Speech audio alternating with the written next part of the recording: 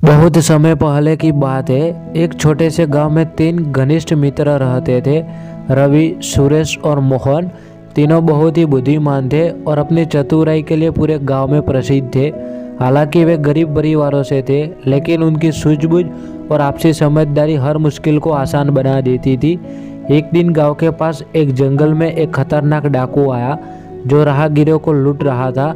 गांव के लोग बहुत परेशान थे, लेकिन किसी में भी हिम्मत नहीं थी कि वह डाकू का सामना कर सके। जब रवि, सुरेश और मोहन को इस बारे में पता चला तो उन्होंने उसे सबक सिखाने की ठानी। तीनों दोस्तों ने बैठकर एक परियोजना बनाई। रवि बोला, डाकू ताकतवर है, लेकिन हम अपनी चतुराई से उसे हरा सकते हैं। सुरेश ने सुझाव दिया, हमें उसे डराने की ज़रूरत है ताकि वह खुद ही गांव छोड़कर भाग जाए। मोहन ने अपनी बात रखी, अगर हम उसे यह यकीन दिला दें कि इस जंगल में रहना उसके लिए खतरे से खाली नहीं है तो वह खुद ही भाग जाएगा। रात के समय तीनों दोस्त डाकू के ठिकाने के पास पहुंचे। रवि ने गांव के लोगों से पुरानी जंग लगी जंजीरें और मिट्टी के बड़े घड़े इकट्ठे करने को कहा। फिर उन्होंने इन घड़े को रस्सियों से बांधकर पेड़ों पर टांग दिया।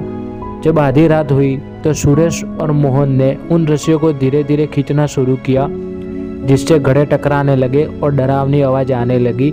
साथ ही रवि ने कुछ लोगों को साथ लेकर जंगल में इधर उधर जलती हुई मसाले घुमाने को कहा, जिससे ऐसे लगा कि कोई विशाल सेना वहां मौजूद है। डाकू जब गहरी नींद में था तो अचानक जंगल में रहस्यमय आवाजें और चमकती हुई आग देखकर घबरा गया। उसे लगा कि कोई देवीय शक्ति या राजा की सेना उसे पकड़ने आ रही है। डर के मारे वह अपने हथियार छोड़कर वहां से भाग निकला और फिर कभी गांव के पास नहीं आया। अगले दिन जब गांव वालों को पता चला कि डाकू भाग गया है तो वे बहुत खुश हुए। गांव के मुखिया ने तीनों दोस्तों को बुलाकर उनकी बुद्धिमानी की सराहना की और उन्हें बहादुरी का इनाम दिया। तो दोस्तों, हमें इस कहानी में से यह सीखने को मिलता है कि ताकत से ज़्यादा बुद्धिमानी बलवान होती है। सच्ची जीत केवल बल से नहीं, बल्कि सूझबूझ और एकजुटता से हासिल की जा सकती है। तो दोस्तों, अगर आपको यह कहानी अच्छी लगी हो तो वीडियो को लाइक, शेयर और चैनल को सब्सक्राइब कर लेना। धन्यवाद। बहुत समय पहले की बात है। एक छोटे